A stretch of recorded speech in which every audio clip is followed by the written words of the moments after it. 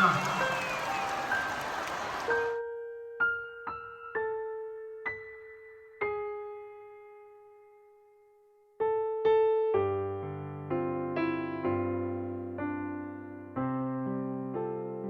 saya hormati di sini wakil yang kedua, pejuang honorer.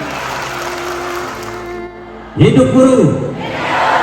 Ini sekalian, saya benar-benar terharu.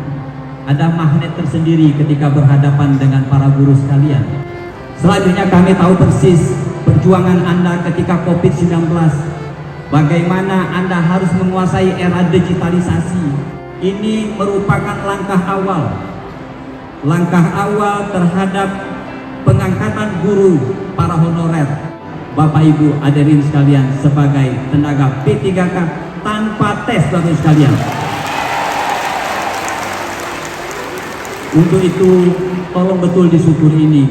Tinggal perjuangan kami ada di para OPD lainnya, baik itu tenaga kesehatan, tenaga-tenaga teknis lainnya, dan juga tenaga-tenaga honor yang tersebar di organisasi perangkat daerah lainnya.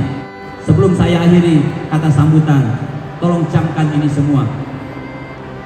Saya dan kita semua tidak akan membuat janji-janji kosong kepada para guru honorer. Perubahan adalah hal yang sulit dan penuh perjuangan.